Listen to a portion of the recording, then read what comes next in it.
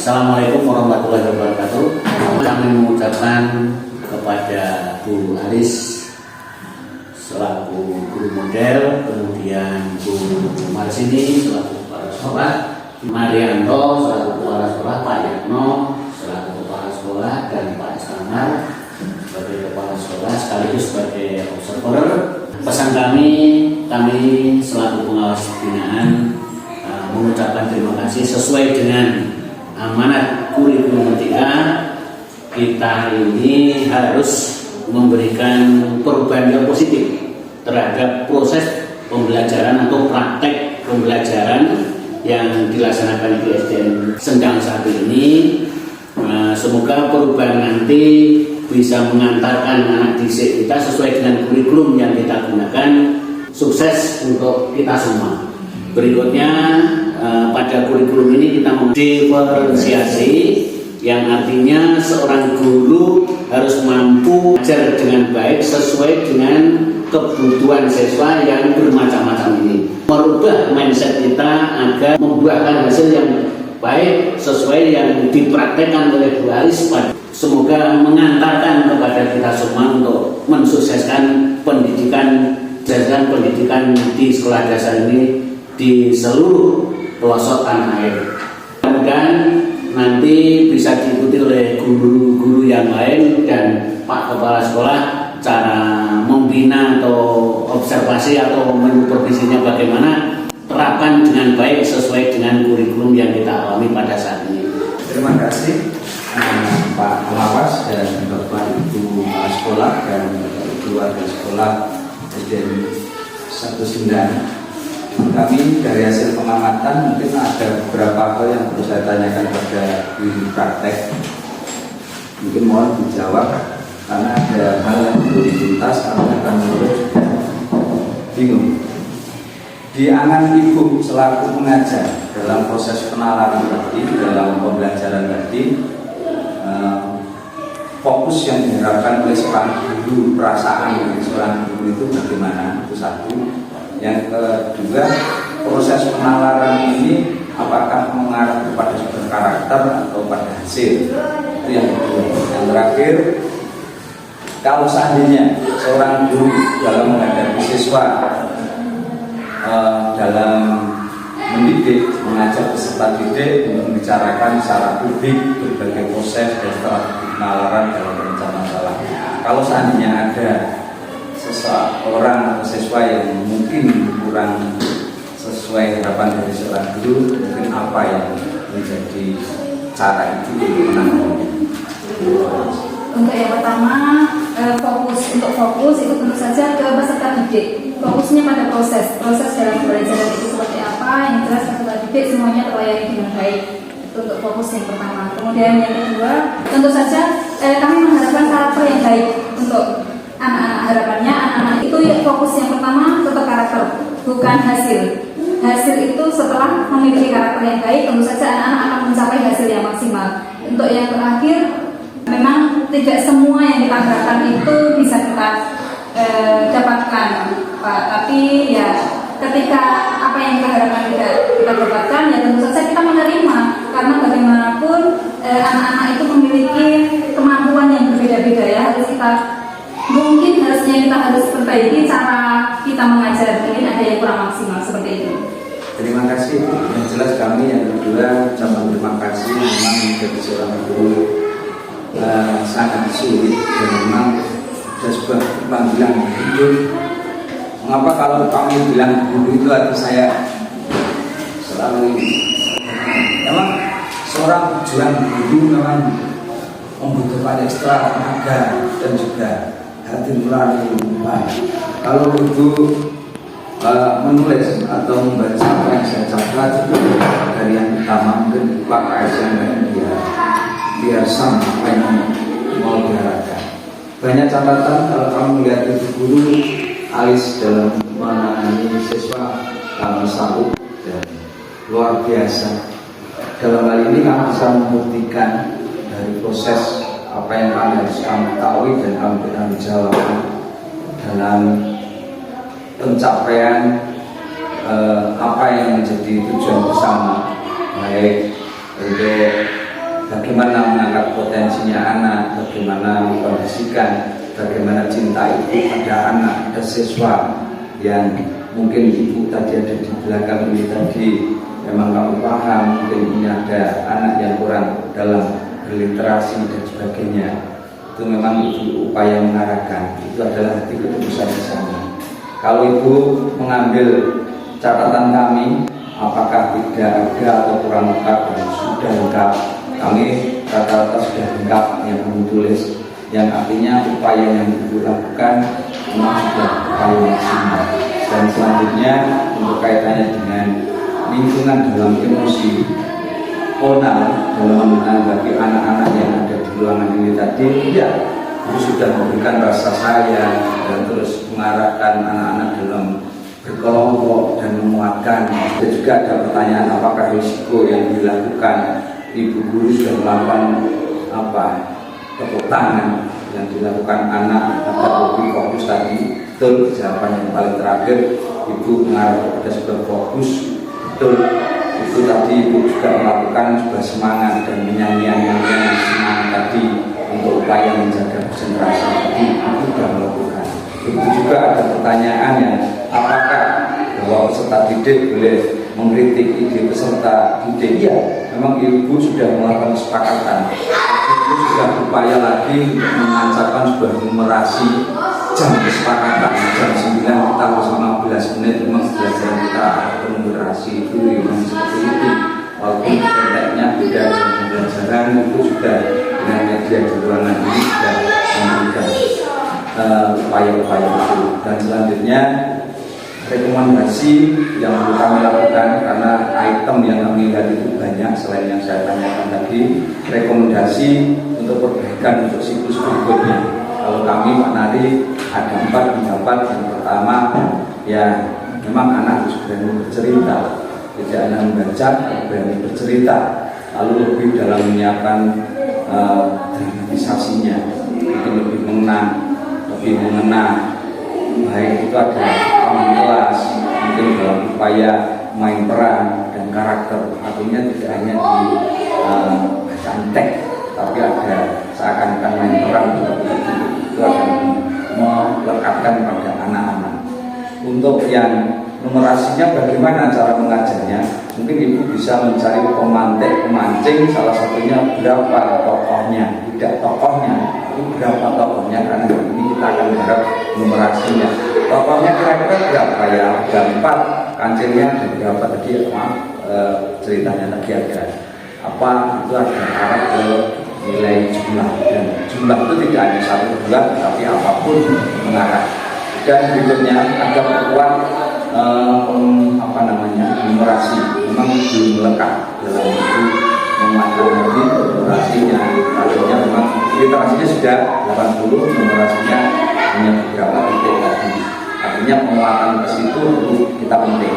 Yang berikutnya hasil terbaik dikuatkan makin kelas. Itu bagus, dari hasil-hasil tadi tidak hanya ditutup tapi bisa dilihat, dipresentasikan, kita pasang di makin kelas, mungkin di tembok ini yang di belakang ini sudah salah satu wujud. Yang terakhir ya bisa untuk konten praktek baik itu, karena seandainya tidak dilihat oleh guru yang lain, ya eman-eman apa yang dilakukan Ibu Aris. Ya, tepuk tangan kepada Ibu Aris.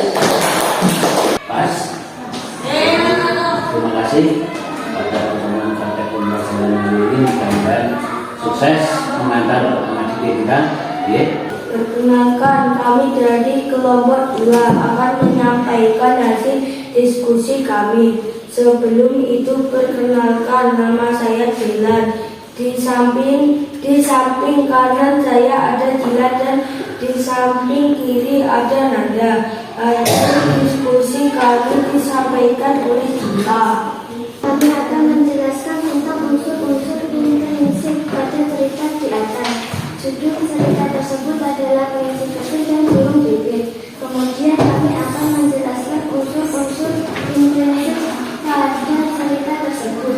Yang pertama, tema. Tema dari cerita tersebut adalah pendidikan. Cerita tersebut mengajarkan kita untuk patuh kepada kedua orang tua.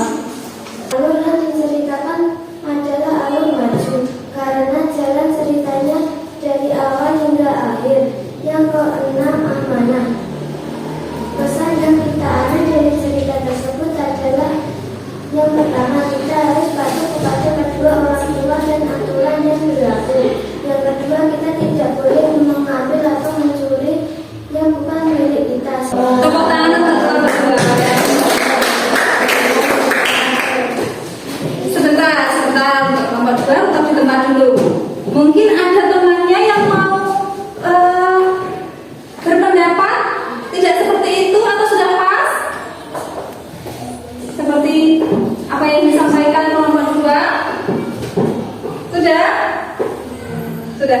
kanan yang mana ini?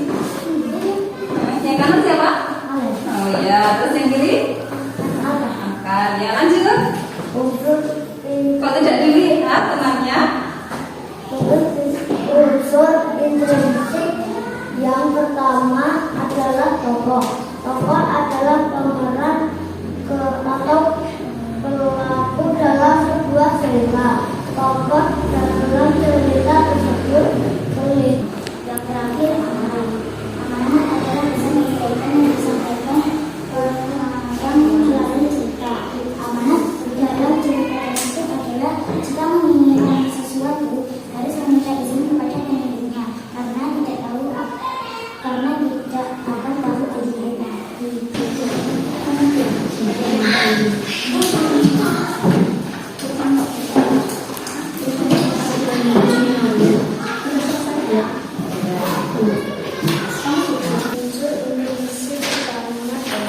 Tema adalah ide atau gagasan yang melahirkan kegiatan sebuah cerita.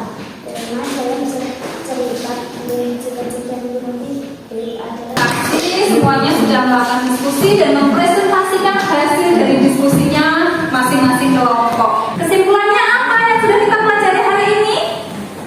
Unsur intrinsik cerita. Kesimpulannya, unsur intrinsik itu ada apa saja? Unsur yang pertama apa? Tokoh. Kemudian? Ya, kata apa lagi? Apa? Alur. Yang kelima apa? Yang terakhir?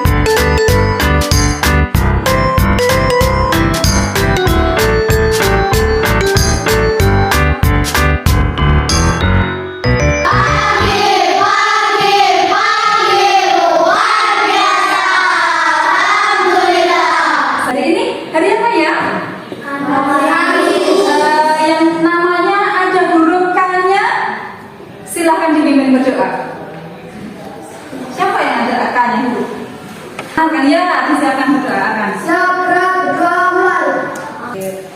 Alvin Anugrah Putra Wicahya. Ananda Putra Pratama. Siswa kelas 5 apa kabar? Baik. Siapkah kalian untuk belajar? Siap. Semangat semuanya, dengar dengan seksama. Kelas 5 semuanya.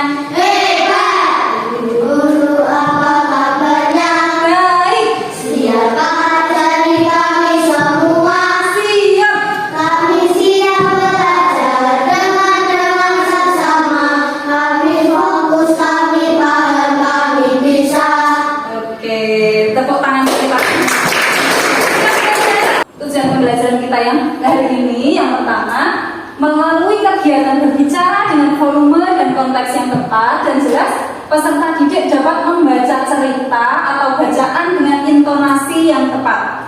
Kemudian yang kedua, melalui kegiatan membaca dan menyimak, peserta didik dapat memahami unsur-unsur intrinsik suatu cerita. Kemudian yang ketiga, melalui kegiatan menulis, peserta didik dapat menuliskan unsur-unsur intrinsik suatu cerita. Ada yang pernah membaca buku cerita? Nah, kalau yang biasa Baca itu kalau di sekolah buku apa? Buku pelajaran, betul sekali. Ada buku pelajaran, ada buku cerita. Kalau buku cerita itu nama lainnya atau biasa kita sebut dengan fiksi. Kalau yang buku mata pelajaran seperti bahasa Indonesia, matematika, bisa juga kamus, itu namanya non fiksi. Silakan.